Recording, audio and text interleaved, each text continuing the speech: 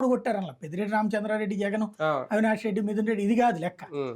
రెడ్డి అనేటువంటి బలమైనటువంటి నియోజకవర్గాలలోనే ఓడిపోవడం. రెడ్డి ఓట్లు ఎక్కువ ఉన్నాయి మా కంచుకోట్లు అని చెప్పుకోవడానికి అనుకునే ఇప్పుడు లేదు. లేదు. ఇప్పుడు ఇక లేకుండా పోయింది. అది అతిపెద్ద మైనస్.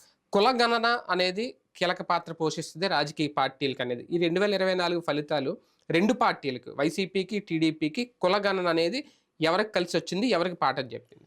కుల గణనతో కలిసి రాదు ఎప్పుడు కూడా. కుల గణన తర్వాత ఆ ఈక్వేషన్‌ని అంటే అమలు కుల గణన చేయడంలో ద్వారా వీళ్ళు వేసుకున్న లెక్కలు, అంచనాలే కదా ఎన్నికల మీద ప్రభావం చూపిస్తాయి ఫలితాల మీద. నేననేది ఒక లెక్కని ఎవడూ తేల్చనప్పుడు ఓ లెక్క తేల్చుకున్నాడు జగన్మోహన్ రెడ్డి. అవును. తన దగ్గర కులాల లిస్ట్ ఉంది. అవును.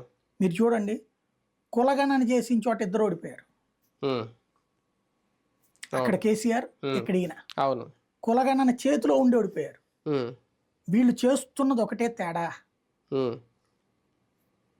బీసీ, ఎస్సీ, ఎస్టీ వీళ్ళేం వాళ్ళ పార్టీ అధికారాలు వాళ్ళ చేతికి ఇవ్వరు హ్మ్. కదా. హ్మ్. వాళ్ళందరూ మేము 2 పదవులు ఇస్తే అనుకున్నప్పుడు ఎవడైనా పదవులు ఇస్తున్నాడు.